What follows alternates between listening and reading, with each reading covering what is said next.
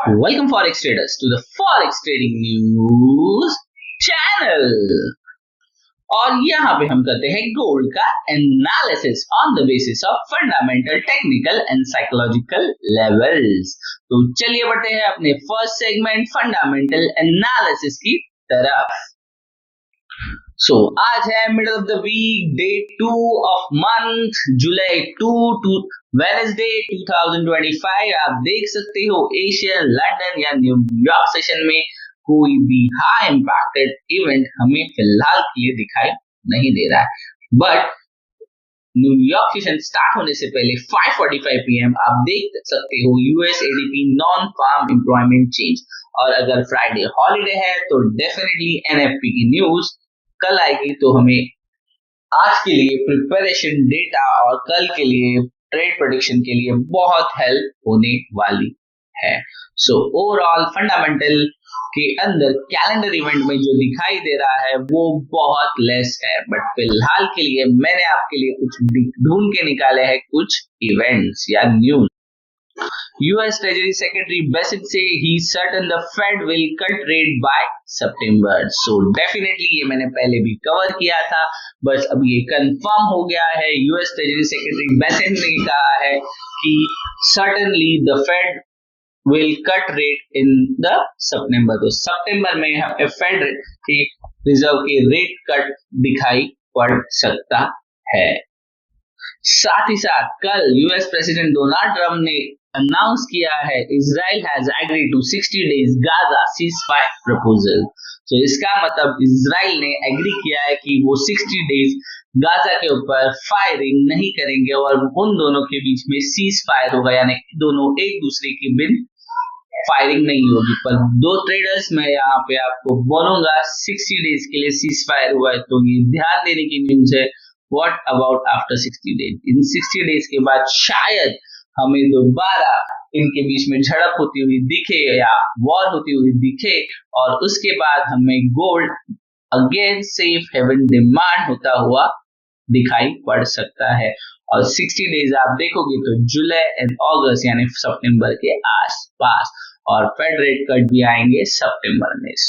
अच्छा खासा event ready होने वाला है इन द मंथ ऑफ सितंबर, जिसकी तैयारी अभी से शुरू हो सकती है।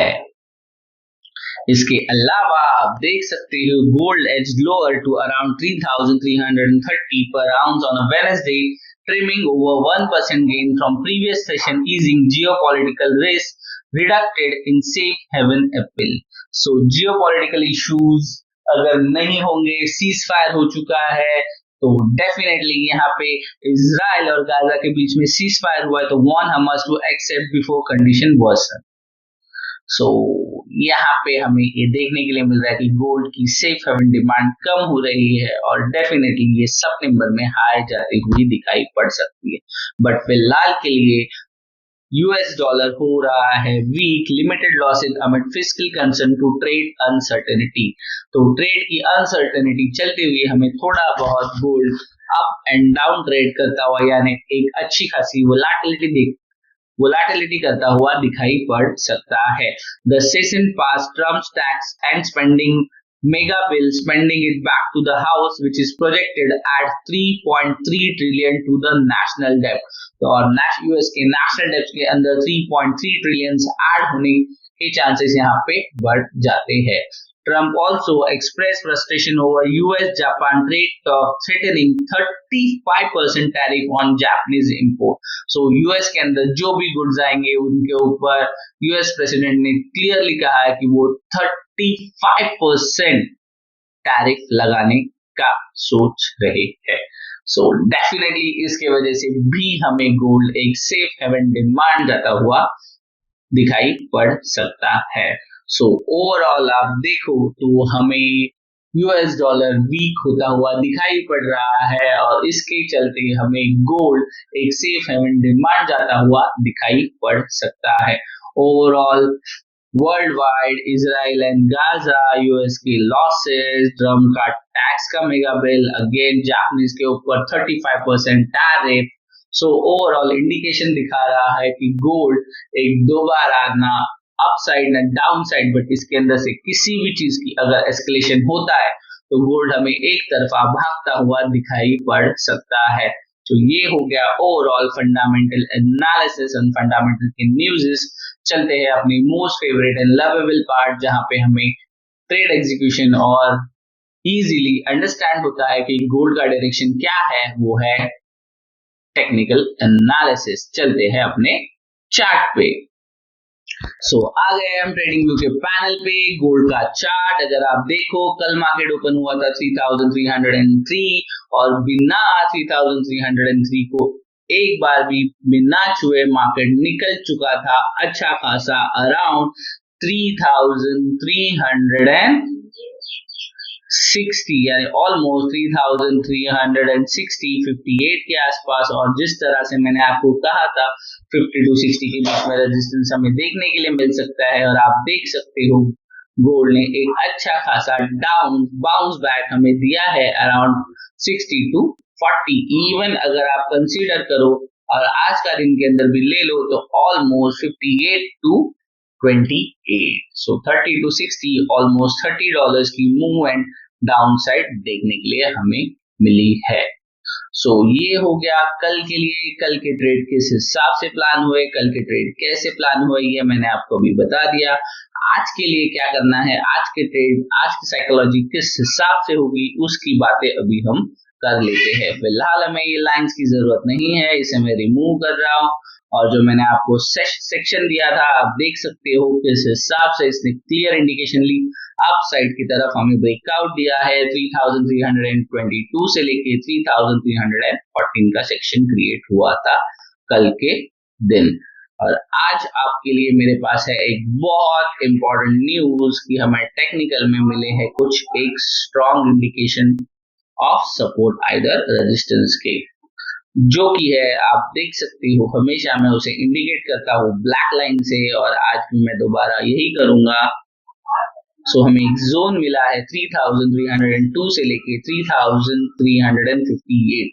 अगर मार्केट इसे सस्टेन नहीं करता, यानी डेफिनेटली आज के दिन मार्केट मुझे नेगेटिव में एक्सपेक्ट कर रहा हूँ अराउंड 3320 तक आ जाएगा, और कल के दिन मार्केट यहीं से बाउंस होके 3358 को ब्रेक करके दोबारा 3400 पे जाने की कोशिश करेगा। बिकॉज डेफिनेटली कल एनएफपी की न्यूज है, तो आज के दिन में थोड़ा बहुत नेगेटिव करेक्शन एक्सपेक्ट कर रहा हूं, बट नॉट फुल्ली। डेफिनेटली कल के दिन यानी थर्सडे मैं एक्सपेक्ट कर रहा हूं कि मार्केट दोबारा हमें 3400 के आसपास जाता हुआ दिखाई पड़ सकता है।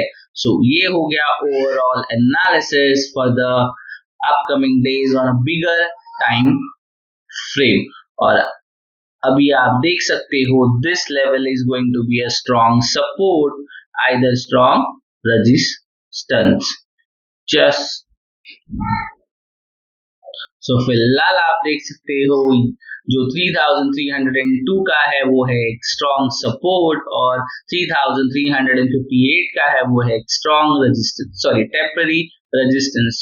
Late market travel to 3358, but आज डेफिनेटली मार्केट बिटवीन 3340 से लेके 3320 से लेके 10-15 के आसपास रहने के चांसेस है। और कल मार्केट एक तरफा मोमेंटम हमें ऊपर की दिशा में दिखा सकता है, ऐसा मेरा अज्यूम मैं कर रहा हूँ। और आज की ओपनिंग की बात करूं तो आज मार्केट ओपन हुआ है अराउंड 3340 के आसपास 4155। और आप देखो ना आज के दिन ना अप साइड ना डाउन साइड कोई भी स्ट्रॉन्ग जोन अभी तक क्रिएट हुआ नहीं है। मैं एक्सपेक्ट कर रहा हूँ कि मार्केट यहाँ से नीचे आएगा, और जिस तरह से मैंने आपको लेवल्स दिए थे अराउंड 3310/15 to 3320 के बीच में मार्केट एक सपोर्ट के लिए आएगा, और दोबारा क्लोजिंग अराउंड 30 के आसपास दे देगा। और अगेन कल की ओपनिंग होने के बाद मार्केट एक तरफा होके हमें 3358 का जो रेजिस्टेंस है हमारा यहाँ जाने की कोशिश करेगा। सो आप देख सकते हो आज के दिन मार्केट ने कहीं से भी किसी भी तरह का कोई भी स्ट्रॉन्ग या वीकर जोन क्रिएट नहीं किया हुआ है।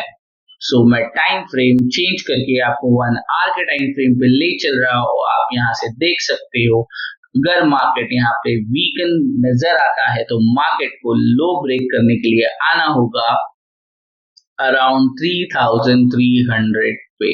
यहीं से आपको आज पता चल जाएगा अगर मार्केट कल 3302 ब्रेक कर देता है तो हम 3300 के नीचे मार्केट को सस्टेन होना होगा, देन हम डाउन साइड का सोच सकते हैं। और अगर मार्केट कल यहीं से 3310 के आसपास से 10 to 20 के बीच में सपोर्ट लेके 3360 ब्रेक करता है तो दोबारा मार्केट 3400 ब्रेक करने के लिए जाने की कोशिश कर सकता है।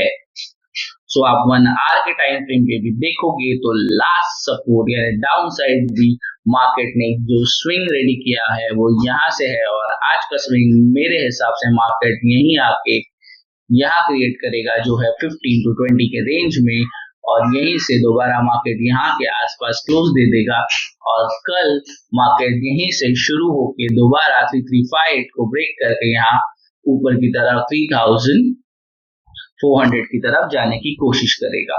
और अगर बाय एनी चांस मार्केट अगर वीकर जोन में है तो डेफिनेटली यहां से आके मार्केट 3340 पे जाके इंस्टेंटली रिजेक्शन देके दोबारा 3300 के नीचे आने की कोशिश करेगा। और अगर मार्केट 3300 के नीचे कल सस्टेन करता है तो हम दोबारा एक्सपेक्ट कर सकते हैं कि मार्केट दोबारा सपोर्ट लेने के लिए 3350 पे चला जाएगा। और अगर मार्केट 3350 को टच भी करता है तो हम एक्सपेक्ट कर सकते हैं next target will be 3200 only. So overall जिस तरह से हालात चल रहे हैं कीप आई कि मार्केट कहां पे सस्टेन होने की कोशिश कर रहा है। आज के दिन किसी भी तरह के लेवल्स यानी क्लियर जोन अभी तक क्रिएट हुआ नहीं दिखाई पड़ रहा है। मैं इंडियन स्टैंडर्ड टाइम फिलहाल हो रहा है 11:57। आप कंसिडर कर सकते हो कि 12 o'clock तक किसी भी तरह का कोई भी जोन क्रिएट हुआ नहीं दिखाई पड़ रहा। So overall that's it from my side. Thanks for watching Forex News channel.